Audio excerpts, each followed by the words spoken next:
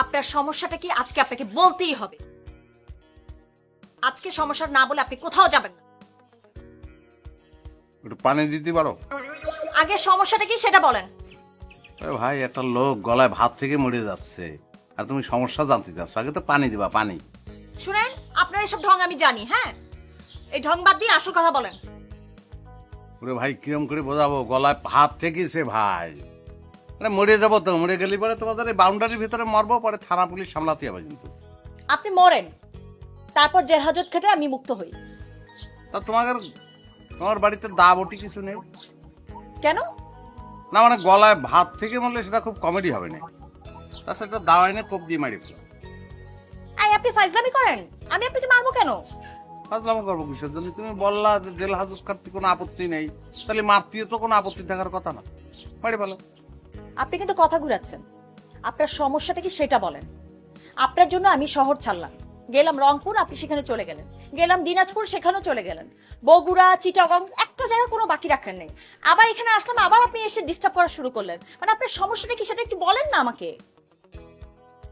সমস্যা তো আমার না, আমার তো মনে হচ্ছে সমস্যা তোমার। তুমি সে রংপুরের কথা বলো, যশোরের কথা বলো, চ্যাংরাবান্ধার কথা বলো, যে জায়গার কথাই বলো, সেসব জায়গায় যাওয়ার অধিকার তো আমার আছে। আমি তো বাংলাদেশের নাগরিক, সেসব জায়গায় যাতে কি ভিসা লাগবে নাই? আপনার কি মনে হয় না আপনি আমাকে ডিস্টার্ব করছেন? আমার মনে হচ্ছে না, কি করবো বলো দিন। আপনি বাড়ির বাউন্ডারির ভিতরে ঢুকে এখানে দাঁড়িয়ে ভাত খাচ্ছেন, এটা কি ভাত খাওয়ার জায়গা? ভাত খাওয়ার জায়গা না, কিন্তু মুখ দিয়ে দিচ্ছি, পেটে তো ঠিকই চলে যাচ্ছে। কি করব শোনো, আমি সকালে আইছি, এর আগেও আইছি অনেকবার তোমার সঙ্গে দেখা করার জন্য। নানান অজুহাতে এড়ায় গেছো। হয় তুমি বাথরুমে গোসল করতেছ, তা না হলে ঘুমাচ্ছ, তা না হলে অসুস্থ, তা না হলে রান্না করতেছ, নানান অজুহাত।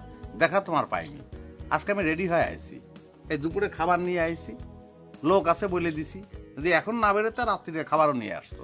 আর খিদে ছাড়া তো আর কি করবো? হ্যাঁ, কতক্ষণ অপেক্ষা করতে পারে? খিদে তো লাগবেই। আপনার গলার ভিতরে কি এখনো ভাত আটকে আছে?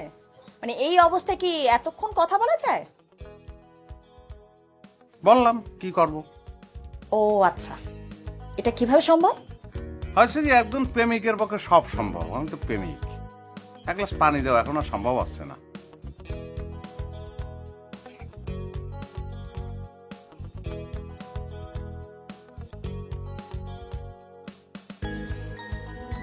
ও, তুমি পানি নিয়ে আইসো, আমি তো ভাবিছিলাম যে চলেই গেছে। আচ্ছা দাও।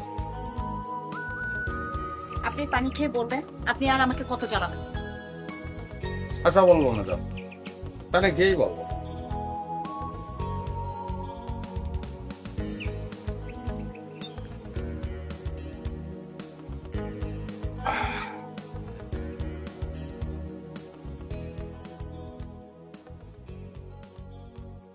আজকে 14ই শ্রাবণ, রোজ মঙ্গলবার।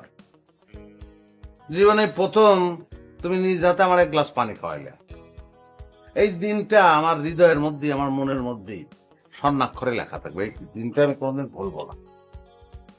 তাহলে আসি, হ্যাঁ।